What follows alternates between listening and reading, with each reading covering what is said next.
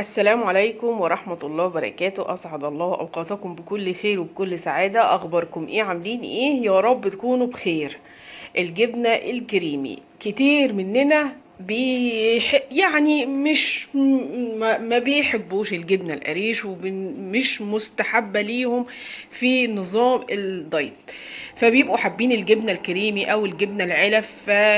حبيت اعملها لكم النهارده بطريقه جميله وطعمها ظريف جدا جدا جدا ولذيذه بقى، ما اقولكوش، بطرق بسيطه جدا، وهتلاقي المكونات بتاعتها موجوده عندك في البيت، ومن الجبنه القريش برضو، ولكن احنا ايه، هنبدع فيها شويه كده، نخلي طعمها لذيذ وظريف وحلو، والسعرات الحراريه بتاعتها قليله جدا جدا.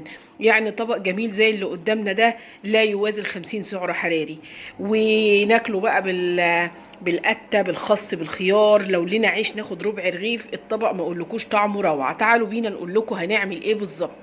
عندنا حته جبنه قريش لا توازي 50 جرام زي ما انتم شايفينها. هنجيب معاها واحده خياره وواحده فلفل اخضر وفنجان لبن زي ما انتم شايفين، وزيت زيتون. لو مش حابه تحط زيت زيتون حطي اي معلقه زيت عاديه، ولكن الزيت الزيتون هيديها طعم جميل جدا جدا جدا وتحدي. الفلفل الاخضر برضو الحراق اختياري. انا عن نفسي بحبها سبايسي شويه، بحبها حراقه شويه.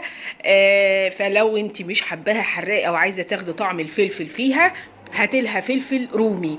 انا حبيت احط الفلفل ده عشان انا عايزاها تطلع حراقه، وهتبقى بطعم الخيار وطعم الفلفل فيها وطعم زيت الزيتون، وما اقولكوش بقى حاجه روعه. يعني الحته دي هتطلع لنا طبق لا يوازي 50 سعر حراري.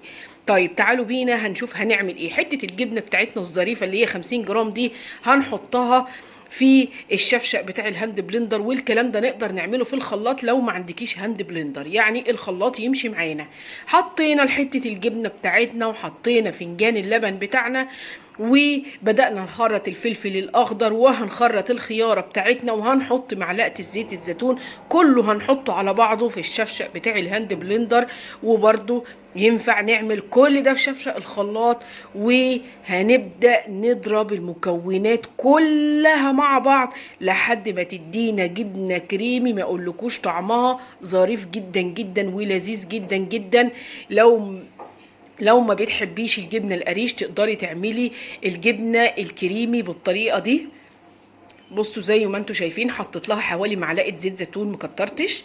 برضو زيت الزيتون اختياري، مفيش مشكله، لو انت مش حابه تحطيه ما تحطوهوش، مفيش مشكله خالص. وهبدا اضرب بالهاند بلندر زي ما انتم شايفين لحد ما تدوب معايا تماما. اللي هيعملها وهيدوق طعمها هيلاقيها بجد حكايه، وما تنسوش تدعولي. اختلفت تماما عن طعم الجبنه القريش، تماما تماما. وجبنه صحيه مليانه بالفيتامينات والقيم الغذائيه اللي حتى تقدري تعمليها وتديها لاطفالك واولادك في البيت. جميله جدا. لو ولادك ما بيحبوش الجبنه القريش تقدري تبدعي لهم بالطريقه دي، وتقدري تعملي كميه وتحطيها في علبة وتغطيها كويس وتحطيها في التلاجة، وكل يوم طلعي منها زي ما انت حابة. انا حبيت اعمل كمية كده بسيطة صغيرة، ما انا لقيتها سهلة، يعني مش محتاجة ان احنا نعمل كمية كبيرة ونشيلها في التلاجة. ولكن لو حابين تعملوا كمية كبيرة وتشيلوها في التلاجة وحطيها في علبة وغطيها، وكل يوم طلعي منها هتلاقي طعمها جميل جدا وهتدعولي بجد عليها. زي ما انتم شايفين المكونات كلها اتحطت في الهاند بلندر وانا بضرب فيها اهو. طبعا الجبنه على فنجان اللبن على معلقه الزيت الزيتون على الفلفل الاخضر على الخيار، حطيتهم كلهم وبضربهم بالهاند بلندر، وطلعت لنا الطبق الجميل الظريف ده. والله بجد طعمه حكايه حكايه حكايه. فرقت فرق رهيب عن طعم الجبنه القريش الاساسي. الفلفل مع زيت الزيتون مع الخيار اداها طعم رائع، وتقدري تغمسيها. انا عملت جنبها طبق قته والخيار كده نقدر نغمس بيها. لو انت ليكي عيش في النظام بتاعك تقدري تاخدي معاها نص رغيف بلدي او رغيف سن او 2 توست بني، مفيش مشكله. انا نظامي ما كانش فيه نشويات في الفطار، فبالتالي انا غمستها بالقته وتقدري تغمسيها بالخس كمان، هتشبعك جدا وجميله جدا.